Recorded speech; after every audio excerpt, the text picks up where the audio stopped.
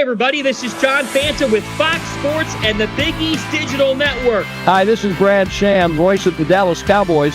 I'm Nicole Auerbach. Kevin Kugler of Westwood One. Hi, everybody. It's Pete Pranica of the Memphis Grizzlies and Fox Sports Southeast. Hi, this is Chuck Swirsky with the Chicago Bulls, our flagship station, 670 The Score. This is Kyle Peterson with ESPN. This is Tom Hart at ESPN and the SEC Network.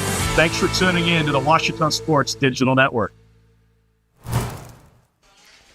No, this is not your favorite series on a streaming service. This is, though, a part 2 of yesterday's game. Welcome to Tiger Baseball on the Washington Sports Digital Network, presented by Taylor King Law.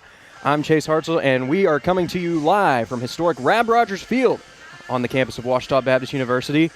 This is not the start. This is the continuation of Game 2 between the Washington Tigers and the Southern Nazarene Crimson Storm. Just to give you an update on where we are, this was Game 2 of a doubleheader yesterday. Was supposed to be a 7-inning affair, but after 7 innings, we did not have a winner, tied up at 6 runs apiece. So we will head into the top of the 8th here in just a few moments. It was a rare occasion, first time in approximately 20 years that a game at Washington has been called due to darkness. But we are ready to pick up baseball here today with the continuation and the conclusion of Game 2, which will be followed by Game 3 in this series, the planned 9-inning affair that we were supposed to have today. Well, this is not something that you usually see going into extra innings, and that is a meeting between the head coaches, Coach Howard and Coach Modelmog, out there at the dish with the umpires. Same crew as yesterday, same positioning. So to give them time between games, looks like we're going to have about a 30-minute break between games, as we would normally have in a doubleheader.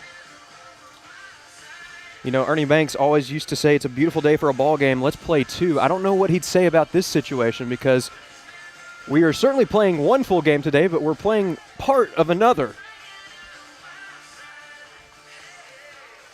Something that you can only catch right here in Tiger Baseball on the Washington Sports Digital Network, presented by Taylor King Law. So teams are getting ready to take the field. For the Tigers, yesterday, the last pitcher on the mound was Lucas Mercado, but it looked like Braden Tucker was warming up in the bullpen, so he might be the reliever to next enter the game for the Tigers. Given that this is a non-traditional day, everyone is going to be lining up along the foul line for the national anthem. Yes, we are having the national anthem in the 8th inning. Now everybody jogging in from the bullpen. We're seeing some defenders run out for the Tigers. We'll try to do our best to give you not the starting lineups, but give you the continuing lineups for both of these teams. And now we are going to take a moment for the playing of our national anthem.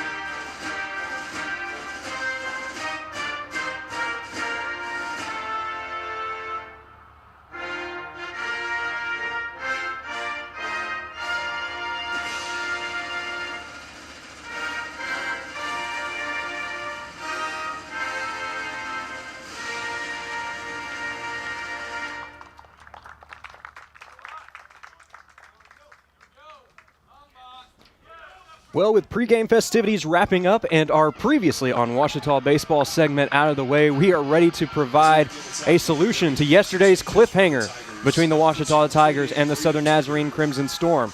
Going to go ahead and give you a quick update on the defensive alignment for the Tigers. Indeed, it is going to be Braden Tucker out there on the mound for the Tigers behind the dish. It's going to be Joseph Bolin, David Bull is manning first base for the Tigers, and we'll go ahead and give you a look around the defensive alignment as well. Second base will be manned by Cade Bowman. At shortstop, it's Reese McWilliams. Octavio Mendeville has come in to play third base. Out in left field, it's going to be Cole Bedwell. In center field, it's still Jaron Cesar. And out in right, it will be Ashton Ibarra. Due up for the Crimson Storm here. In the top of the eighth, it's going to be the 7, 8, and 9 hole hitters, beginning with first baseman James Bodine. Aiden McCullough, the left fielder, will follow him, and in the hole, it'll be Dominic Garcia. Well, a lot at stake for both of these teams today. For the Tigers, if they can manage to win this inning, they not only do that, they win the game, and they win the series. For Southern Nazarene, so many times this season where they've been close to clinching that elusive first Great American Conference victory of the campaign. It has eluded their grasp thus far, but a chance to grab it right here today. Just to give you a recap of how this game went yesterday. Southern Nazarene took a 3-0 lead early on. The Tigers retaliated with 3 runs of their own in the bottom of the fourth, and then went on a little bit of a run of their own. Lead got up to 5-4 going into the 7th inning. Southern Nazarene down to their final out, able to score 2 runs to make it 6-5. Joseph Bolin comes through with a clutch home run to lead off the bottom of the 7th inning, but Ouachita's offense goes no further, and we're all even after 7 innings of play. So we are set to play at least 10 innings of baseball today, compared to the 9 that we expected heading into the day. This could end up being one of the quickest game live streams you've ever seen on the Ouachita Sports Digital Network, depending on how things flow here in the top of the 8th. Well, digging in for the Crimson Storms is going to be James Bodine. He's 1 for 3 in the game, and hoping to start the day and extra innings off on the right foot for his team. Anderson gets set on the bump, and here's our first pitch. Swing and a miss for a strike. Looked like Bodine was sitting fastball that time. Tucker changing speeds a bit, able to have him out in front. The 0-1 pitch popped up into shallow left field. McWilliams ranging back, and he is going to make the play on the outfield grass for out number 1. So the leadoff man is retired here in the 8th inning, and that is going to bring up the 8-hole hitter, Aiden McCullough. McCullough 0 for 3 in the game thus far. Hoping to get something started here in extra innings. Tucker fires in the first pitch. Just misses the outer half of the plate for ball 1. Beautiful Saturday afternoon in Arkadelphia. Slight wind blowing out to left field. That bodes well for the right-handed hitters. Breaking ball catches the zone for a strike. McCullough, a junior from the Sooner State, previously played at Heston College, receives the 1-1. Fooled by the outside slider. It's 1-2. Nice break there on that pitch from Tucker. Looking for his first punch out of this outing. Here's the 1-2. Tried to slide the slider through that front door, but just misses for ball 2.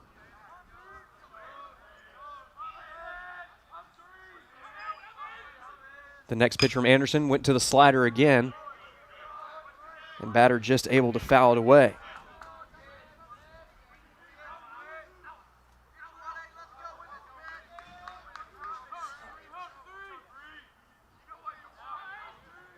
Tucker did throw a third of an inning in the first game of this series, and the count has run full 3-2. That was to help polish off, ironically, the top of the 8th inning in game 1 yesterday.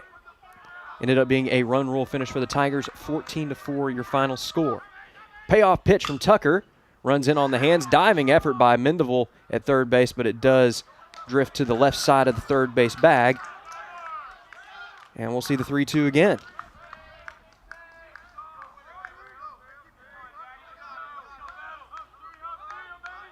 McCullough trying to avoid Fanning for the first time in this game.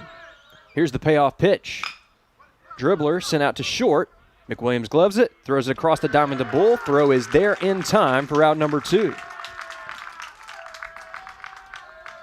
So in unusual circumstances, Braden Tucker looking for a 1-2-3 inning out of the bullpen, but standing in his way, it's going to be the 9-hole hitter, Dominic Garcia. Garcia homered back in the 3rd inning of this contest. He's 2 for 3 on the day. And he's going to take the first pitch away for a ball. Tucker does love that slider. We'll see him break it out in just about any count. The 1-0 goes to the old familiar. That's strike 1. So tough to measure that slider up as a right-handed batter going up against a right-handed pitcher, always darting away from you. Tucker continuing to work away. This one misses the zone for ball 2. Went with more of a fastball that time. Still worth mentioning that wind, though, blowing out to left field, so if something gets up in the air, going to have a little extra assistance. That is the front door slider that Tucker was looking for in the last at-bat. It's now 2-2. Looking for the 1-2-3 inning. Here it is. Breaking ball breaks too far outside into the opposing batter's box. And once again, we have a full count. Some good battles here early in extra innings. Tucker trying to give his team a chance to walk it off in the bottom half of the inning. It's a dribbler sent right back to the mound. Tucker gloves it himself, flips it over to Bull in time, and it is a 1-2-3 inning. In the top of the 8th, the Tigers will have a chance to walk it off when we come back. This is Tiger Baseball on the Washita Sports Digital Network, presented by Taylor King Law. Victory doesn't just happen on game day. It's earned in the sweat, the silence, the prep. No crowd, no lights, just focus. Because when something unexpected happens like an accident, you need a team that's ready. I've been fighting for clients for over 30 years. There's a reason we're still in the game. And at Taylor King Law, we don't just show up. We win on your side, by your side, the winning side. Hello, I'm Brett Rogers, President of Capital Technology Group. You might know us as Capital Business Machines, but our new name represents our growth as one of the state's leaders in business technology. When you've been around for 80 years like we have, you learn a thing or two about change. But what will never change is our commitment to our clients. We're still the same reliable team here to meet all your technology needs. Capital Technology Group is bigger and better than ever before. Learn more at captg.com. Welcome back to Tiger Baseball on the Washita Sports Digital Network, presented by Taylor King Law. Well, already half an inning in the books. In this continuation of Game 2 of yesterday's doubleheader, we enter the bottom of the 8th, which is technically extra innings here at Rab Rogers Field. Braden Tucker taking care of business out of the bullpen, going 1-2-3 in the top half of the inning. He's given his team a chance to walk it off in their first trip to the plate today, as strange as that may sound. It's going to be Ashton Ibarra due up for the Tigers, and he's set to greet a new arm on the mound. If you remember yesterday, Lane Benavides was the last pitcher we saw for the Crimson Storm before the game was called due to darkness. But now we are going to see a righty out there on the mound. That's going to be Christian Garcia. Garcia, a senior from Euless, Texas. Transferred in from Murray State College. It'll be a righty on lefty matchup to begin the AB. Here's the first pitch to Ibarra. Taken off the plate for a ball.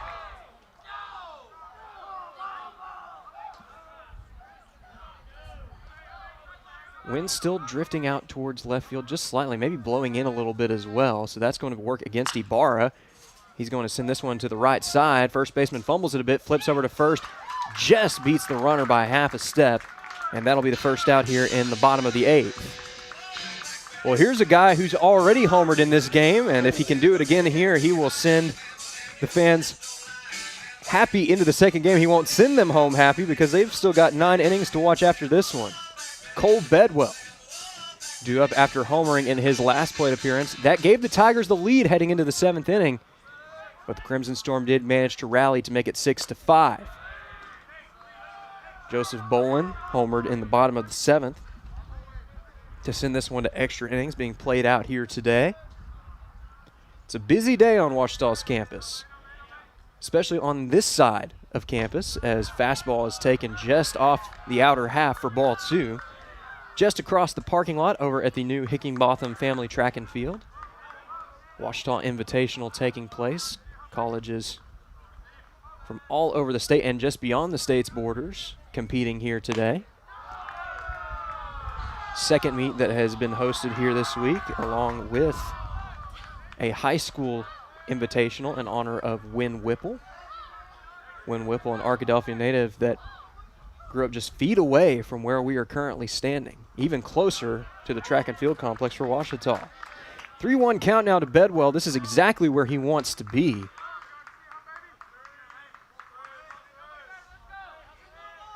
Looking for one that he can drive here. That's a tough pitch if you're not sitting on it. Breaking ball catches the lower inside corner for strike 2. And Bedwell has gone from being in the driver's seat 3-0 to now being 1 strike away from serving as the second out of this inning. Next pitch from Garcia, breaking ball, hangs a bit. Bedwell sends it down the line, and it just hooks foul.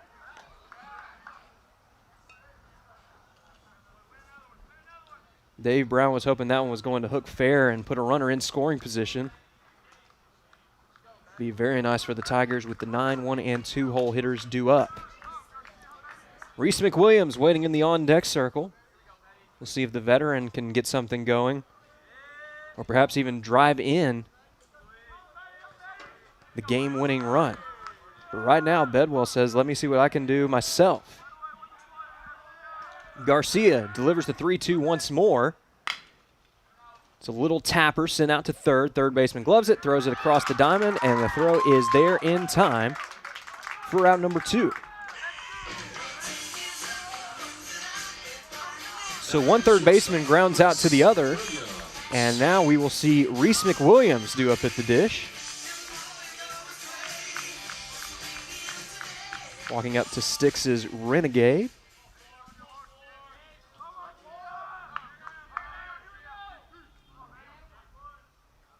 Looks like we're going to have a change of baseballs here. Go ahead and try to give you a quick look at the defensive alignment for the Crimson Storm. Catching in this one, same as yesterday, Kane Springer. James Bodine, of course, over at first base. First pitch taken for a strike. Out at second base, it is Cade Ross. Shortstop man by Dominic Garcia. He took over for Justin Trucks. Justin Trucks was the starter yesterday. Now 1-1 to McWilliams. Third base, Blake Brinkmeyer, and then going around the outfield, it's going to be Aiden McCullough in left. Braden Pingle out in center. And then in right, it's going to be Micah Gonzalez.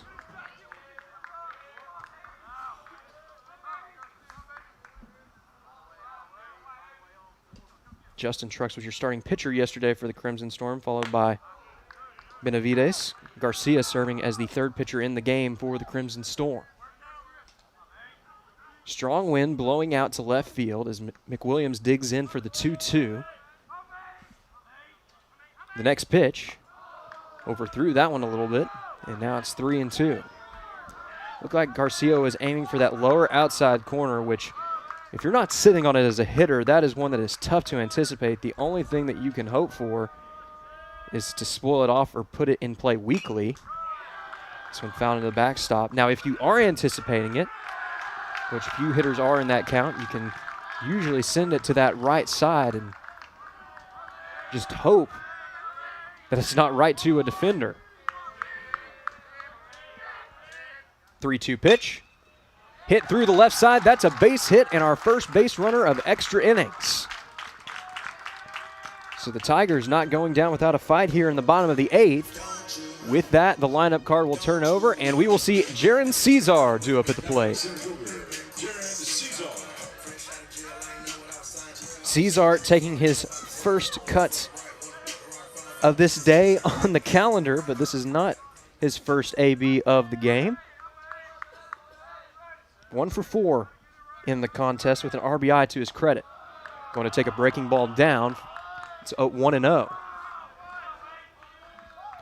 Joseph Bolin waits in the on-deck circle, and you have to think that Garcia is hoping that he can hold him off until that next inning. Homered in his last plate appearance. 1-0. Cesar sends one out to left field. Drifting in, going to be a tough play on the slide. And it was not caught. That's a base hit for Jaron Cesar, and now Joseph Bolin has a chance to be a hero. 2 on, 2 out here in the bottom of the 8th. And perhaps nobody better at the plate here. Bolin has had many clutch hits throughout his career, including the home run that eventually sent us to extra innings yesterday.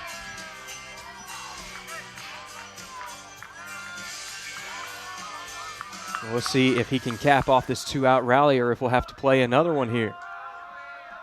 Don't forget, we've still got to play 9 full innings after this game is wrapped up. First pitch, fastball taken up above the zone for ball 1.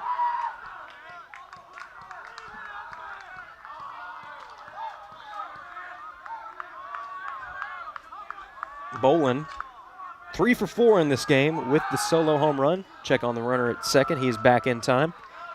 He's also struck out once.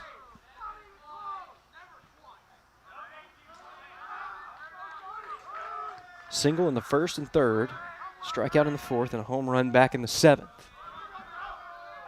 Now trying to wrap the game up here in the 8th. Fastball taken on the lower outside corner for a strike. That was the location that Garcia was hoping for just a few at-bats ago.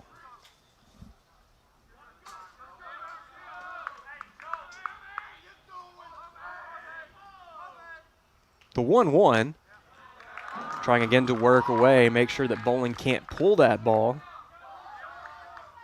It's now 2-1 to the Tiger catcher.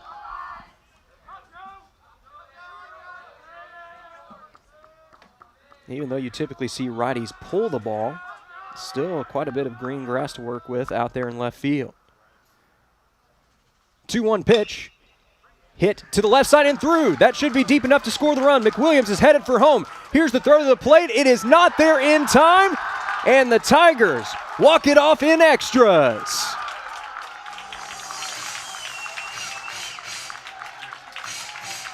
Joseph Bolin engulfed by his teammates as they celebrate an unusual walk-off hit after the game was postponed yesterday due to darkness after 7 innings. It only takes 1 frame for the Tigers to finish things off here, not only win the game, but win the series with a 7-6 victory.